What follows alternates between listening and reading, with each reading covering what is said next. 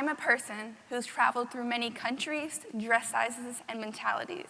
I can confidently say that one size fits all is inaccurate. I've learned this lesson the hard way through my own battle with anorexia and my brother's diagnosis with autism. For the last few years, I've been traveling within, and while I still have a lot to learn, I can say that I'm passionate about helping people understand each other and destigmatize mental health.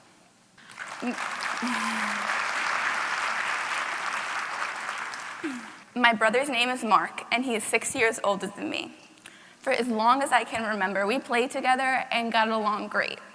I always knew that he was a little bit different, but I just assumed that was his personality. It wasn't until I was about 7 years old and forced to go shopping with my mom that I connected the dots. Turning into the candy aisle, I saw this kid who was probably about 16 years old, throwing a temper tantrum in the middle of the grocery store. Not only was he verbally out of control, but he was also hitting his mother. Shocked, I turned to my mother and asked her, "What's wrong with him?" She told me that boy had autism, just like my brother does. That was a turning point in my life because for the first time, I realized that not all kids with autism are the same, that the way their minds think, they think differently. And I just realized I labeled that kid in the grocery store with autism as abnormal. I made that a bad thing. How do people label Mark then? After that, I looked at Mark differently. Why does he talk the way he does and act the way he does? After all, I love him. I never want to see him like the boy in the candy aisle. Mark was always so loud in the car. We're having a heat wave, tropical heat wave. He would sing over and over again. I just wanted to play a game while we were riding in the car, but he wouldn't, and frankly, couldn't focus on that task. So I invented the color game, where we went amongst all the passengers in the car, naming all the colors that Mark knew. It was almost instinctive, but I transferred Mark's negative behavior of talking to himself into a positive of interacting. His face brightened up as we included him in the conversation. Adjusting to my unique family, life was good until I reached age 10 and my family felt anything but normal anymore. Stephen Zeluff, my father, passed away suddenly from a heart attack. Although losing my father was completely devastating, it did force me to interact with my brother on more than a play basis. I needed to help my mom take care of him. Since I knew I was going to be spending a lot more time with Mark, I decided to try and see life through his eyes to better understand him and how he thinks. My mother was working at an organization that helped newly diagnosed children with autism. Every once in a while, I would go volunteer with her. I was so intrigued by what was going on that I started taking courses and learning with how to deal with kids with special needs and applied behavioral analysis, or ABA. It was madness to me. I mean, how do you teach kids that don't know how to make eye contact or even listen to you? They let me interact with the young kids with autism, and after a while, actually hired me. This really boosted my passion for what I was doing. After all, I was only 13 and practicing ABA therapy.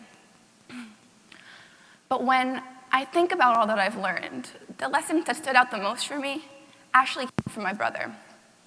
He taught me to see life through his eyes, and with that insight, it made me the educator I am today. When I was 14, I heard a loud noise come from the kitchen. I ran downstairs and found my brother in the middle of a convulsion on the floor.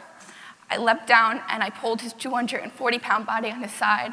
I put my hand under his head to protect him from injury. I looked at the clock, 4:58. I look at him, I hum to stay calm, look at the clock, please don't be 5 minutes.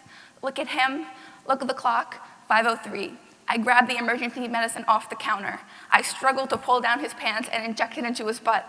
His whole body relaxes, and he regains consciousness again.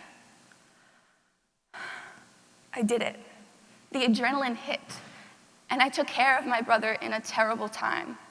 I didn't hesitate like I did the first time when I couldn't even dial 911 because my hands wouldn't stop shaking. No, I knew what to do. I had the strength to take control of the situation and handle my brother's epilepsy when he needed me most. That was the moment. The moment that I grew up, all he knew to say was, "I fell down." His innocence strikes me, how all these events have happened in our life, and he still smiles so bright. He is undoubtedly the happiest person I know. 3 years later, I had my own experience with a mental health diagnosis. I developed anorexia and then bulimia. Seeking help, I found myself in the office of a doctor who in less than 5 minutes came up with the holy grail solution of using a stress ball. I understand that people respond differently to specific treatments, but I also understood myself and that a stress ball was not my solution. So my knee-jerk reaction was to sink my nails into that rubber ball and rip it in half. To which I did. I followed this with a few choice words before storming out of his office. You see, standing at that man with a clipboard, I felt wiser than him in that moment. By working with Mark and others, I've learned that support comes from being understood and not my mental health label. I was simply not going to be derailed from this course of self-awareness and healing that I was on. I did eventually end up in the hospital and saw that the other patients were getting better by traveling within. Internally, they challenged their mentalities to find their full potential, just as I did with kids with special needs to help them find their full potential. It was inspiring. Being hospitalized was the hardest thing I've ever done, and yet it gave me the opportunity to see things from the inside, to understand what it's like to have a mental disorder.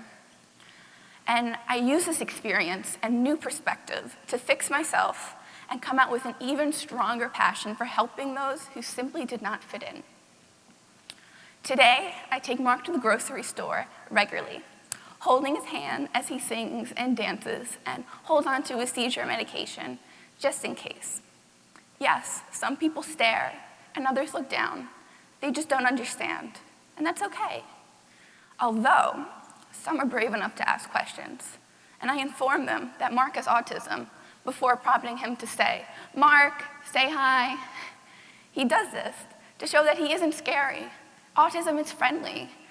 And as I encourage questions and spread my understanding, maybe they will too.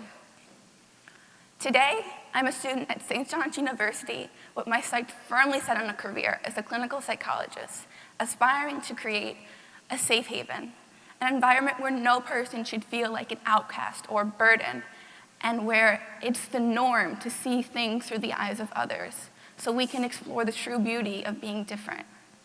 With education and unification, we can really travel within. I've only found my true self by going through my obstacles and experience my own mental illness. Remember, you should not fear abnormality, but be thrilled by the possibility of madness behind it. Thank you.